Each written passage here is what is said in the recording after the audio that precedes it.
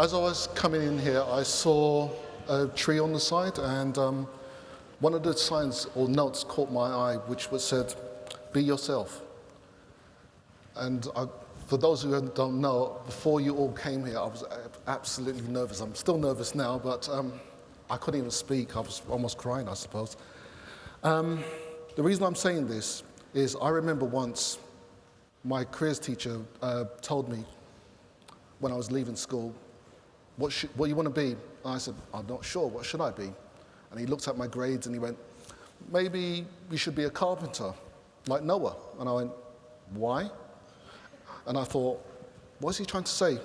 And he said, not because I was destined to do anything great, but like build an ark. It was more of a case of, he said, yeah, you can do manual work, be on a construction site.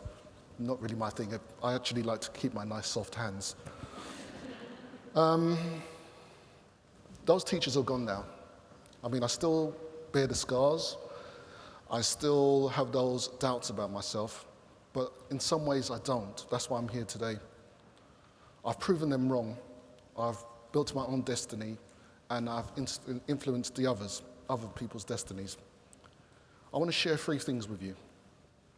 Firstly, everyone's journey is unique. I was influenced by my upbringing, my environment, the hurdles and barriers I have to overcome, and the struggles of being labelled dumb, hence why they said be a construction worker. No offence to construction workers anywhere in there, please. I loved science. One of the science I loved was physics, but I found it very difficult to match, sequence, and understand processing the information. I struggled with numbers and forming formulas and formulations. They would disappear from me, a bit like some of the script I'm reading. And the words would disappear into nothing. So I did extra schooling. I went to Saturday school, but again, a label has followed me, which is dumb. Insults rained down all the time. And the only way I could survive amongst friends and family was basically stick my head in the sand. I was a very shy guy, and maybe I'm still a bit. So I was also hid behind masks and accepted that what people said was really me. I was stupid, dumb, lazy, a child who just wanted to watch TV. What they didn't know was my favorite TV programs was documentaries, watching Open University, for those who remember it used to be on TV, and educational programs to enhance my thirst of knowledge. I loved education. So the first thing I want to say to you, no matter if you're struggling, you're not the label you've been given. You are unique, all of you are unique here. And everybody has the ability to grasp and demonstrate what they know about numbers, including the national numeracy. I was labelled a naughty boy as well. I wouldn't describe myself as that sort of person. I love to take things apart. I love to build things and make things and break things and put them together again. I remember one of the things I did was I blew up my mum's shed. Of course, she's never let that down. She always keeps on telling me about that. I actually tell everybody else as well. But I was always told I was never good enough and labelled, this is it. What you are here today is who you're going to be tomorrow. So I rebelled from that idea. I couldn't accept that in myself. Something told me, this is not me. So they would put me in detention. I think I knew more about the detention room more than the teachers themselves. And I was put into special classes. This felt like I was being sent away, hidden, to be seen and not heard. The second thing I want to tell you is young people are not naughty. Delve deeper. In my case, I had dyslexia and dyscalculia. My generation was a generation where we were struggling or hiding in pigeonholes or pigeonholed, should I say. But I wanted to chase my dreams, not other people's dreams. The fact of the matter is, when I went to college and then from there I went to university, they found out that I wasn't dumb, and I found out I wasn't dumb. In fact, I've got a very high IQ. I'm not going to tell you what it is. But inside I was silently screaming out of frustration,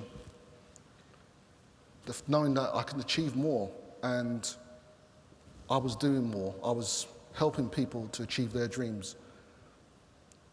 That doesn't sound like a person who's dumb. Even so, I still drifted from job to job because I didn't believe in myself, and I also was trying to find my own dream. I never got promoted due to my own personal fears, my own anxieties. And I was ashamed, fearful, guilt-ridden, irritated by other people's views, not just about myself, but about other people who are coming through the curriculum. So, knowing this, I had a life of hiding myself behind a mask, but I still trained people to get where they want to be, while inside I was sticking my head in the sand, never telling employers what my difficulties were. The turning point came to me when one day I had to teach functional skills, maths and English. I went, uh-oh. How do I get through this? But instead, I embraced it. I embraced the challenges. And I became a numeracy champion and national numeracy trainer. Not trainer, but training young people how to actually do maths. This enabled me to encourage people to look after their dreams and feel their dreams are possible. This includes looking at day-to-day maths or numeracy and looking at things like budgeting, salaries, especially salaries, that's important. Life skills, maths games, to enhance their learning and not to make maths a barrier, but more a hurdle to overcome. I'm sure you will know an athlete doesn't go up to a hurdle and go, hold on a minute, let me get the measuring tape out and see if I can jump over it. Yes, they will have a go. There will trip, there will fall, but it's not the fall. It's knowing how to get back up and looking at the various techniques to get so. This is the same thing with maths. It's a universal language. We all share it. Techniques and understanding is a platform to be launched from. Even though I'm speaking right now, I got to admit, trying not to look at your heads, but I'm still counting faces and names. And while we was watching all the other speeches, I was looking at everyone saying, I wonder how many people are in here.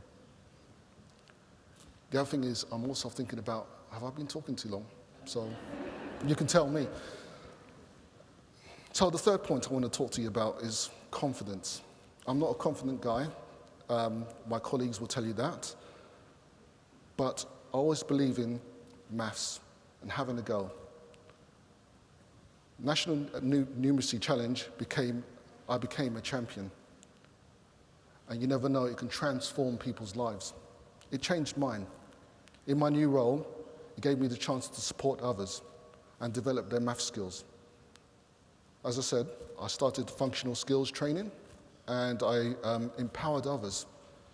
This resulted in not only developing confidence with themselves, but developing confidence in myself as well. Given a class a fighting chance, which I got to admit, not due to me, but their passing, that 98% of my class actually passed. So